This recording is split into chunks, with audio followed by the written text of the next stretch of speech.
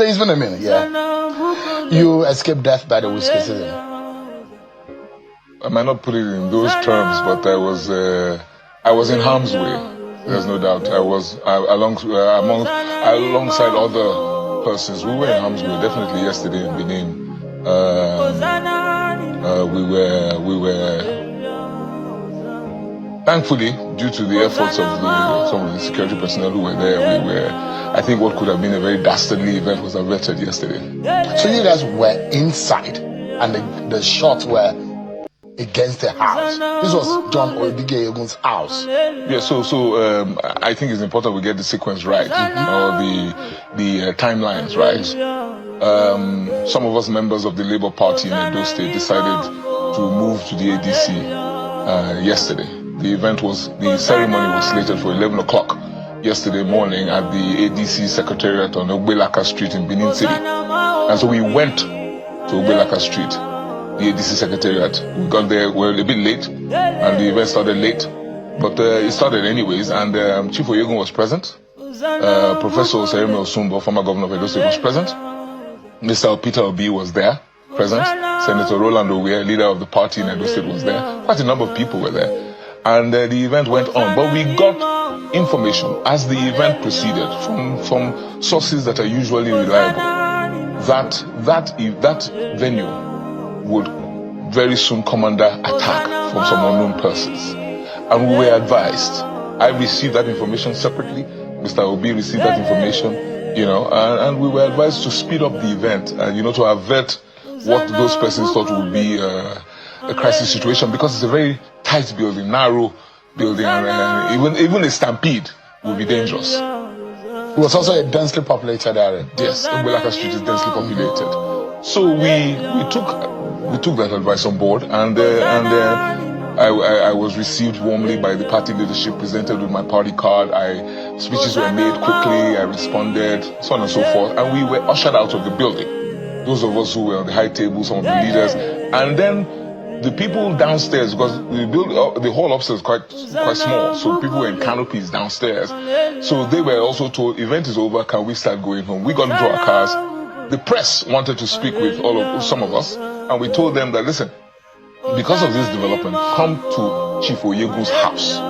We would address the press there. That's what we told them downstairs. This was a decision taken on the fly, because things had changed. We didn't have time to do any press. Anything could have happened. Yes, anything could have happened, because we took our sources are usually credible. So we left.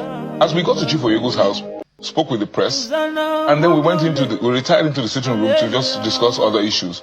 We started getting calls that as soon as we left the secretariat on Ogbelaka Street, some guys actually showed up and attacked the venue, attacked people. True to the tip-off you got. Yes. So it was a good thing we left. Unfortunately, our people did not leave as quickly as we did. So that for me is regrettable, because my own cousin, driving one of my cars, right, narrowly missed being hit by a bullet, right? The bullet actually hit the floor near him and he ricocheted.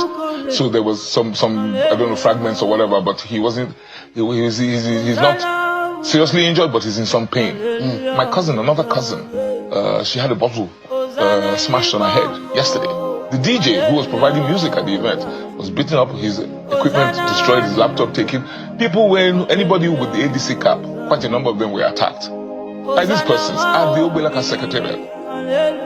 So while we were, just trying to digest this information, so the chairman of ADC was there, in the state was there at Chief Oyegun's residence, so he was on the phone, calling and trying to make sure that at least we sent people back there to try and, rescue, save the situation, if I may call it that. Then we had finished. It was time to now leave Chief Oyegun's residence. Mr. Peter Obi had a flight to catch. So we went outside to take pictures. So we're standing in front of Mr. Oyegun's front door. And from that position, you can actually see the street. It's in the GRA, right in the heart of the GRA. Next door to Chief Igbenidian's residence, next door to what used to be the Motel Benin Plaza. Very well, literally a couple of minutes from the government house. So standing there, about to take pictures, we had gunshots.